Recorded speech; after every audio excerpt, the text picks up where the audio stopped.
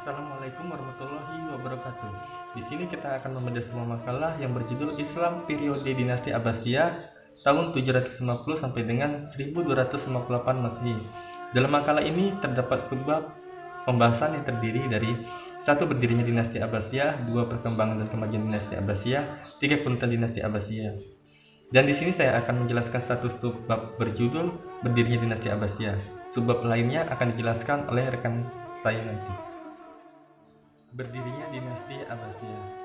Proses berdirinya dinasti Abbasiyah yaitu diawali dengan keruntuhan dinasti Bani Umayyah pada tahun 750 Masehi, dan ini menjadi tonggak awal berdirinya kekuasaan dinasti Abbasiyah.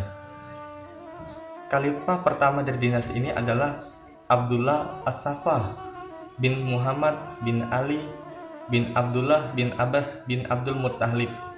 Dinamakan dinasti Bani Abbasiyah karena para pendiri dan khalifah dinasti ini adalah keturunan Al-Abbas bin Abdul Muttalib, paman Nabi Muhammad SAW sendiri. Wilayah kekuasaan Abbasiyah meliputi. Oke, selanjutnya kita akan memasuki pembahasan kedua, yaitu perkembangan dan kemajuan dinasti Abbasiyah yang akan dijelaskan oleh rekan saya, Cut Sarah. Saya Cut Sarah sebagai pemateri kedua yang akan membahas tentang perkembangan dan kemajuan pada dinasti Abbasiyah. Pada proses pertama, pemerintahan Bani Abbasiyah mencapai masa keemasannya secara politis. Para khalifah betul-betul tokoh yang sangat kuat, yang merupakan pusat kekuasaan politik dan agama sekaligus. Selain itu, kemakmuran masyarakat mencapai tingkat tertinggi. Adapun beberapa contoh kemajuan Abbasiyah yaitu kemajuan dalam bidang sosial budaya, yang kedua yaitu politik dan militer, yang ketiga kemajuan dalam ilmu pengetahuan dan ilmu agama Islam.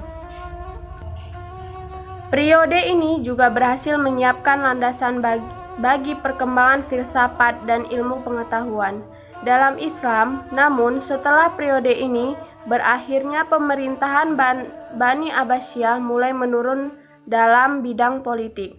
Meskipun filsafat dan ilmu pengetahuan terus berkembang, masa pemerintahan Abu al-Abbas, pendiri dinasti ini, sangat singkat, yaitu dari tahun 750 Masehi sampai 757 Masehi. Poin kedua yaitu popularitas Daulah Abbasiyah mencapai puncak di zaman Khalifah Harun ar-Rasyid rahimahullah, yaitu pada tahun 786 sampai 809 Masehi, dan putranya yaitu Al-Mahmud pada tahun 813 sampai 833 Masehi. Yang selanjutnya akan dilanjutkan oleh rekan saya yaitu Muhammad Ihsan. Yang terakhir, yang ketiga, keruntuhan dinasti Abbasiyah. Faktor-faktor penting yang menyebabkan keruntuhan dinasti Abbasiyah pada masa itu sehingga banyak daerah yang memerdekakan diri.